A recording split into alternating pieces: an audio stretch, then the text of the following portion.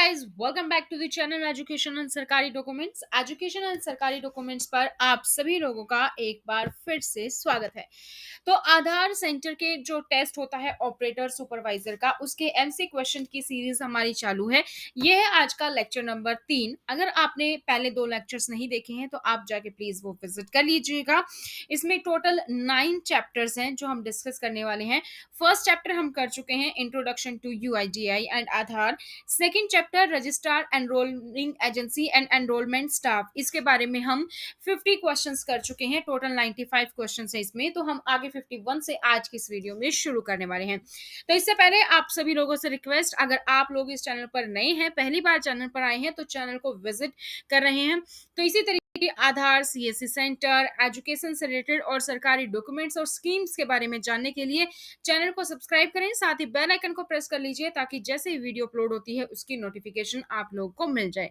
तो चलिए शुरू करते हैं आज की इस वीडियो को। साथ ही आप मुझे सोशल मीडिया पर फॉलो कर सकते हैं, Instagram, Twitter, Facebook, Telegram, link description box में है।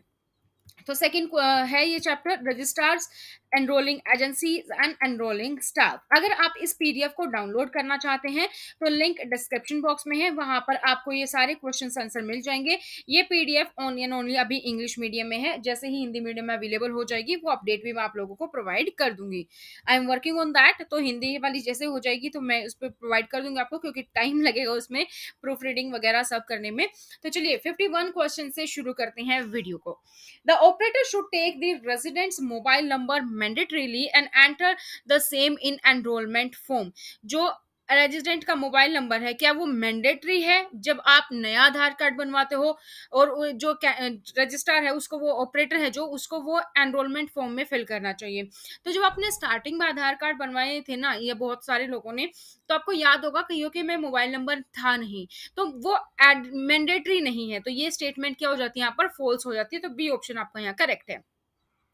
An operator should capture GPS coordinates at the start of enrollment every day. GPS coordinates जो है वो कैप्चर कर लेने चाहिए एनरोलमेंट डे स्टार्ट करने से। बिल्कुल ट्रू है, ये ऑप्शन है आपका यहाँ पे correct. Next question, which of the following demographic information shall be collected from all individual undergoing enrolment other than children below 5 year of as.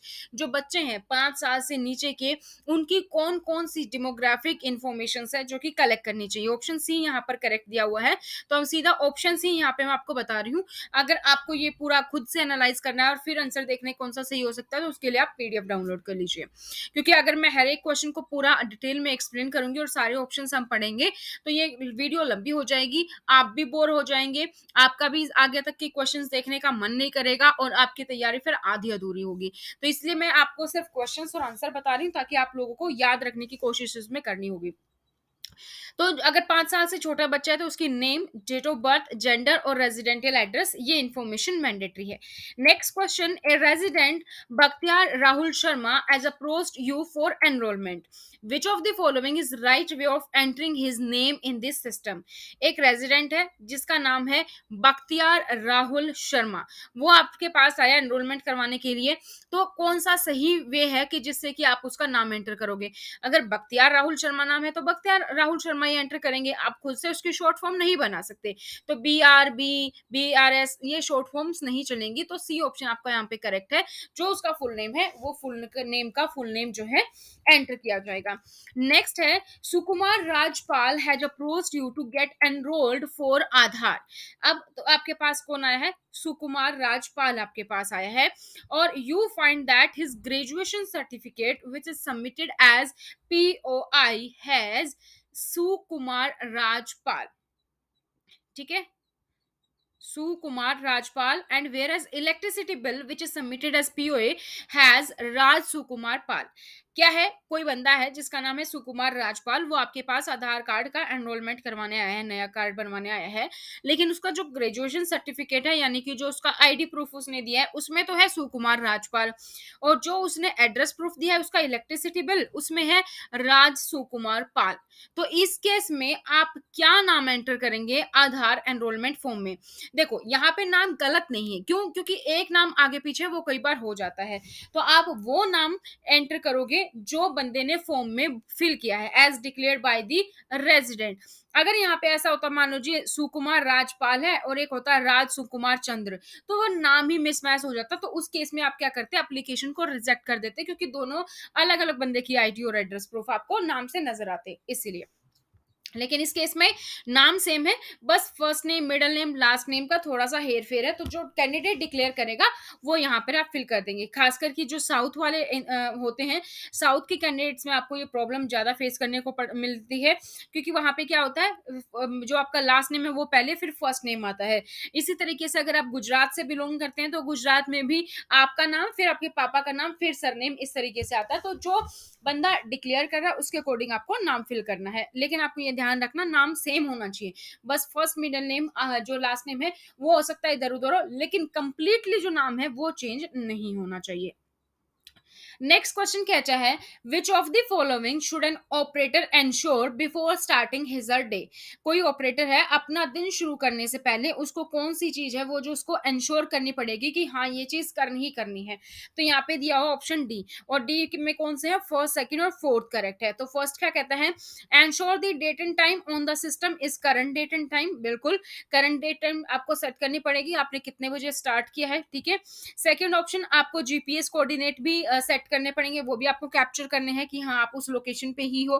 और फोर्थ क्या है, ensure that station layout is as per authority guidelines. जो station layout है वो authority की guidelines के according होना चाहिए, ये भी आपको करना पड़ेगा। तो ऑप्शन डी आपका करेक्ट है। थर्ड कौन सा था, send SMS to all resident in the region to come and enrol. तो ऐसा तो आप नहीं करोगे कि अपने एरिया के सबसे पहले उनके मोबाइल नंबर से इकट्ठे करोगे, फिर उनको एसएमएस भेजोगे जी मैं आ गया हूँ, आ जाओ एनरोल करवा लो। तो ऐसा तो नहीं करने वाले। तो थर्ड ऑप्शन आपका यहाँ पे गलत है, फर्स्ट, सेकंड, फोर्थ करेक्ट है।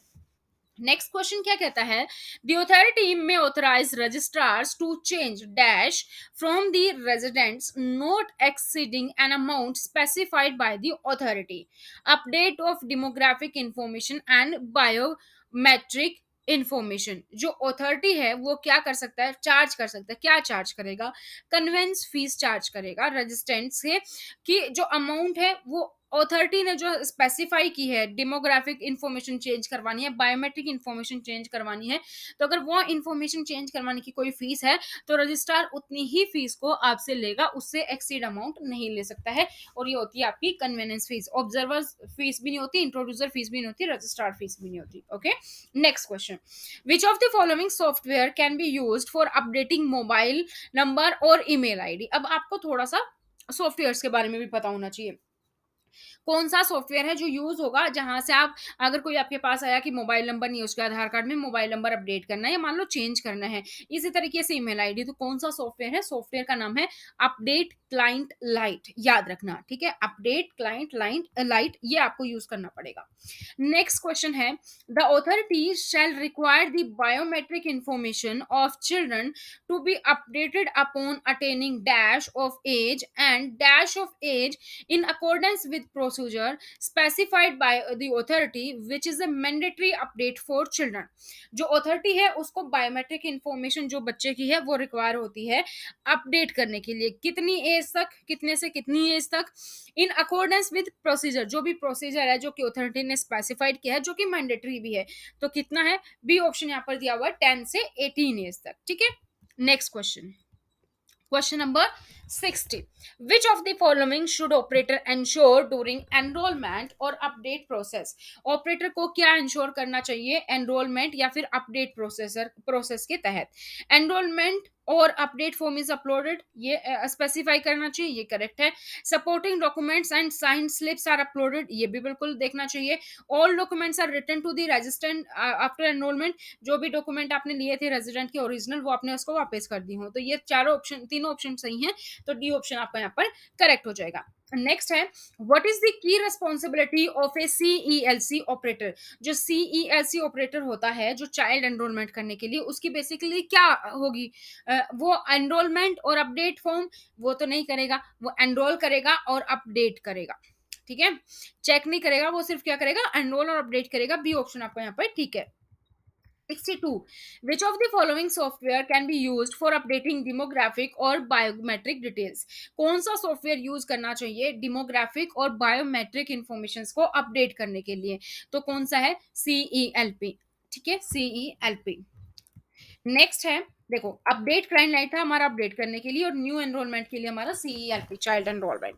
What which of the following certificate A CELC operator should have obtain, कौन सा होना चाहिए उसके पास सर्टिफिकेट बेसिक्स ऑफ कंप्यूटर में होना चाहिए, ना तो सॉफ्टवेयर टेक्नोलॉजी चाहिए, ना ऑपरेटर सर्टिफिकेट चाहिए, ना CELC ऑपरेटर, ना enrolment operator. Next question 64, which of the following statements is true about introducers, introducers के बारे में कौन सी स्टेटमेंट जो है वो सही है। ऑप्शन है बी आपका करेक्ट, तो first, second, fourth and fifth ये देख लेते हैं। Introducer will be link to a registrar, बिल्कुल। Introducer must not have a criminal record, ये भी बिल्कुल करेक्ट है। इंट्रोड्यूसर की एज 18 ईयर होनी चाहिए, और introducer can only introduce people with in the registrar जो रजिस्ट्रेशन, ठीक है, तो ये आपका सही है।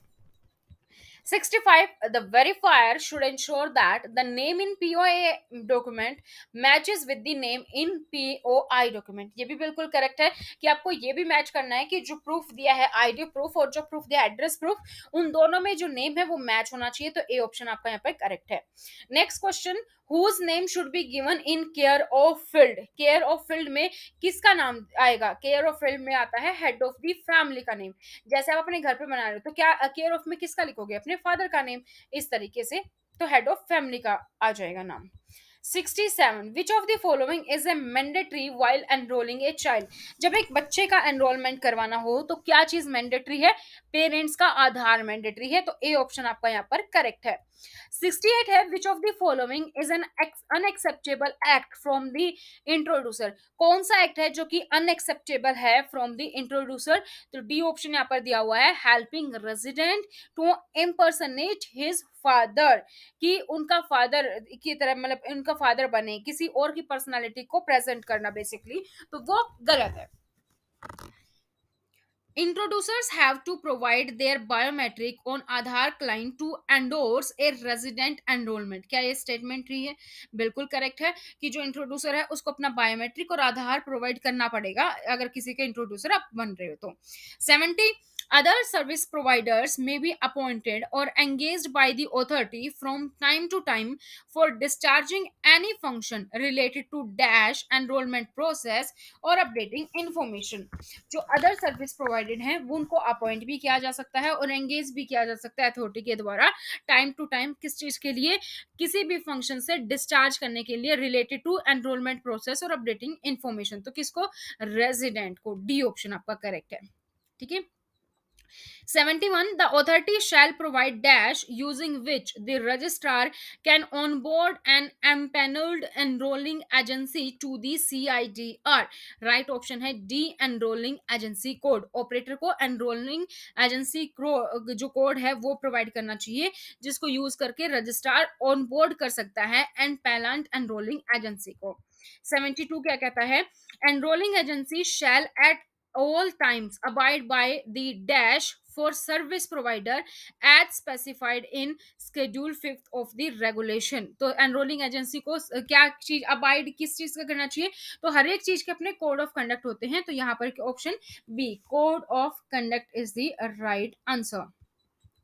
73 क्या कहता है, 73 क्वेश्चन है, if the identified introducer is ready to work as introducer, कोई आइडेंटिफाइड इंट्रोड्यूसर है और वो एज ए इंट्रोड्यूसर काम करने के लिए तैयार है, तो he she will have to dash to being an introducer for the purpose of enabling Aadhaar enrolments, तो जो ही और शिल उसको क्या करना पड़ेगा एक इंट्रोड्यूसर बनने के लिए जो आधार एनरोलमेंट है उसको अनेबल करवाने के पर्पज से, तो ऑप्शन सी आपका यहाँ पर दिया हुआ है, एक रिटन कंसेंट जो है वो देना होगा। Registrar shall be responsible for field level execution monitoring and audit, जो रजिस्ट्रार्ड हैं वो फील्ड लेवल एग्जीक्यूशन करवाते हैं, मॉनिटरिंग करते हैं और ऑडिट करते हैं, क्या एक ट्रू है, तो बिल्कुल ट्रू है। Next question 75, registrar shall use the information collected during enrolment for any purpose other than uploading information to CIDR, registrar जो है वो इंफॉर्मेशन यूज कर सकता है जो कि एनरोलमेंट के पर्पज के लिए कलेक्ट की गई है other than uploading information to CIDR, उसके अलावा कोई और अपलोडिंग इन्फॉर्मेशन करने के लिए सीआईडीआर कह रहा हूँ, तो बी फॉल्स है। सिर्फ और सिर्फ जो भी इन्फॉर्मेशन कलेक्ट की गई है वो सिर्फ और सिर्फ एनरोलमेंट करने के पर्पज से ही यूज की जा सकती है। 76 है, registrars are permitted to subcontract enrollment functions by enrolling agencies to third party। जो रजिस्ट्रार्स हैं वो सब कॉन्ट्रैक्ट एनरोलमेंट फंक्शन के लिए परमिट किए जाते हैं by enrolling agency to third party, तो बी ऑप्शन आपका आप यहाँ पर है false. Service providers shall make best effort to protect the interest of. Service provider को अपने तरफ से पूरी कोशिश करनी चाहिए प्रोटेक्ट करने के लिए इंटरेस्ट किसके, सी रेजिडेंट के। जो भी आपको एनरोलमेंट करवाने के लिए आपके पास आ रहा है, आपको इन्फॉर्मेशन दे रहा है, तो आपको पूरी कोशिश करनी चाहिए कि वो इन्फॉर्मेशन सिर्फ और सिर्फ एनरोलमेंट पर्पस के लिए यूज हो, किसी और पर्पस के लिए वो इन्फॉर्मेशन यूज ना हो। 78, the authority shall empanel the enrolling agency through. जो अथॉरिटी है उसको एनरोलिंग एजेंसी एम्पलान करनी चाहिए, किसके थ्रू होगी ये होगी आपकी ओपन आरएफई प्रोसेस के साथ, तो ऑप्शन ए आपका यहाँ पर करेक्ट है। Next question, registrars may permit field level manpower to be hired through third parties। जो रजिस्ट्रार्स हैं उनको परमिट करना चाहिए फील्ड लेवल मैन पावर को to be hired through third party के थ्रू, तो ये आपका करेक्ट है, ए ऑप्शन आपका यहाँ पर करेक्ट हो जाएगा। Next question, the authority shell provide an enrolling agency code. Authority को एक एनरोलिंग एजेंसी कोड प्रोवाइड करना चाहिए यूजिंग क्या यूज करके, which the registered can on board an empanel enrolling agency to the CIDR. C option आपका यहाँ पे correct है, CIDR. Next question, the enrolling agencies can use the information collected during enrollment for any purpose other than uploading information to CIDR। enrolling agency को information जो है वो use करनी चाहिए, जो भी enrollment के लिए वो यूज करते हैं, सिर्फ और सिर्फ enrolling के लिए, किसी और चीज पे यूज नहीं कर सकते हैं। ऊपर वाला क्वेश्चन रिपीट है, CIDR में आप इंफॉर्मेशन को अपलोड नहीं कर सकते हैं अपने लिए, सिर्फ और सिर्फ एनरोलमेंट पर्पज के लिए यूज होगी, तो बी ऑप्शन है यहाँ पर, ये स्टेटमेंट फॉल्स है। Service providers shall follow maker checker concept in the activities to ensure accuracy of enrollment and update data। बिल्कुल सही है, जो भी सर्विस प्रोवाइडर है उसको मेकर चेकर कंसेप्ट फॉलो करना चाहिए, जो भी आपकी डिटेल्स फिल कर रहा है, चाहे अपडेट करने के लिए चाहे एनरोलमेंट के लिए, देखना चाहिए कि वो सारी डिटेल्स करेक्ट है कि नहीं, तो ए ऑप्शन आपका यहाँ पे करेक्ट है। Next question, registrar shall be appointed by authority through dash. जो रजिस्ट्रार है उसको जो अपॉइंट करना चाहिए बाय अथॉरिटी थ्रू, किसके थ्रू करेंगे, फॉर एनरोलमेंट और अपडेट के लिए, किसके थ्रू करेंगे, फील्ड लेवल एजुकेशन के लिए, तो आपका सॉरी एमओयू और एग्रीमेंट से, बी ऑप्शन आपका यहाँ पर करेक्ट है। Next question, 84, dash shall be responsible for field level execution monitoring and audit। field level execution monitoring and auditing कौन करेगा, काफी देर से हम ऊपर डिस्कस भी कर रहे हैं, रजिस्ट्रार करेगा, ऑप्शन सी जो है वो आपका यहाँ पर करेक्ट है। Question number 85, registrar shall not use the information collected during enrollment for any purpose other than uploading information to the। जो रजिस्ट्रार्स है उसको कोई भी इंफॉर्मेशन यूज नहीं करनी चाहिए एनरोलमेंट के द्वारा, जो है किसी भी और पर्पज में, कहाँ पे इंफॉर्मेशन अपलोड करते हैं, सीआईडीआर। तो यही क्वेश्चन इंपॉर्टेंट है आपका, बार बार बना के किसी भी तरीके से आपका ये क्वेश्चन आ सकता है।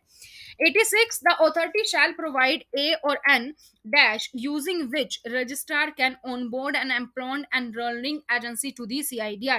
अथॉरिटी को क्या प्रोवाइड करवाना चाहिए जिसके जरिए रजिस्ट्रार जो है एम पैनल्ड एनरोलिंग एजेंसी को सीआईडीआर में जो है वो कर सके, अपलोड कर सके, ऑनबोर्ड कर सके enrolling agency code. Next question, 87, the enrolling agency is empaneled by the authority prior to establishment of the authority under the act shall be deemed to have been empaneled as dash by the authority under the act। जो enrolling agency है वो एम्प्लान करना चाहिए authority के द्वारा establish से पहले, authority under the act, कौन से एक्ट के द्वारा, एक्ट जो है deemed to have empaneled as enrolling agency, D option आपका यहाँ पे करेक्ट आएगा। Next question 88, the authority shall empanel the enrolling agency through. Empanelling agency authority किसके थ्रू जो है एनरोल करेगी, वो करेगी ओपन रिक्वेस्ट फॉर एम्पैनलमेंट, ठीक है, सी ऑप्शन। विदाउट प्री judice to action that may taken under the act. Violation of any regulation, process, standard, guideline or order by any service provider or other person may result in dash of the activities of such service providers. जो बिना किसी prejudice के action जो है under के act के तहत लिया जाना चाहिए। अगर कोई भी वायलेशन होती है, चाहे वो रेगुलेशन हो सकता है, प्रोसेस हो सकता है, स्टैंडर्ड हो सकता है, गाइडलाइंस हो सकता है या ऑडिट हो सकता है, तो वो किसके लिए जो है लीड करेगी, मतलब उसका रिजल्ट क्या होगा? Immediate suspension. अगर आप किसी भी रूल का वायलेशन करते हैं तो क्या हो जाएंगे? आपका लाइसेंस इमीडिएटली सस्पेंस पे चला जाएगा, तो immediate suspense B option. Next question, the authority shall monitor the enrolment activities of the, जो अथॉरिटी है उसको एनरोलमेंट एक्टिविटीज को मॉनिटर करना चाहिए, किसकी? सुपरवाइजर की भी करेगा, एनरोलिंग एजेंसी ऑपरेटर की भी, और अदर पर्सन एसोसिएटेड की भी। तो ऑप्शन डी आपका जो है यहाँ पर करेक्ट ऑप्शन है। 5 क्वेश्चन और बचे हैं। 91 क्वेश्चन है, dash may be appointed or engaged by the authority from time to time for discharging any function related to the resident enrollment process or updating of information.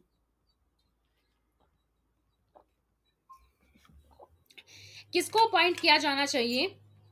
Authority के जो भी appoint किया जाना चाहिए, एंगेज करना चाहिए authority के द्वारा टाइम टू टाइम पे, ताकि जो फंक्शंस है related to resident enrolment process और अपडेटिंग ऑफ इंफॉर्मेशन उनके डिस्चार्ज के लिए। तो बी ऑप्शन आपका अदर सर्विस प्रोवाइडर्स को।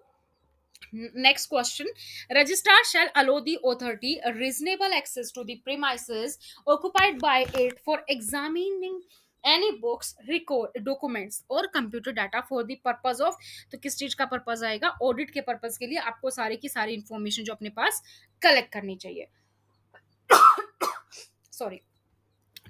93, registrar shall display on their website adequate and appropriate information about enrollment and update services. Registrar को अपनी वेबसाइट पर सारी की सारी अप्रोप्रिएट इंफॉर्मेशन दिखानी चाहिए एनरोलमेंट के बारे में, अपडेट सर्विसेज के बारे में, including contact detail of person और सर्विस अवेलेबल टू, किसके द्वारा? जो आपके नॉर्मल रेजिडेंट के लिए जो जो सर्विस अवेलेबल है उसके बारे में पूरी की पूरी इंफॉर्मेशन दिखानी चाहिए, और इसके साथ साथ जो भी कॉन्टैक्ट पर्सन होगा, कंसर्न पर्सन होगा, उसके कॉन्टैक्ट डिटेल्स भी दिखानी चाहिए।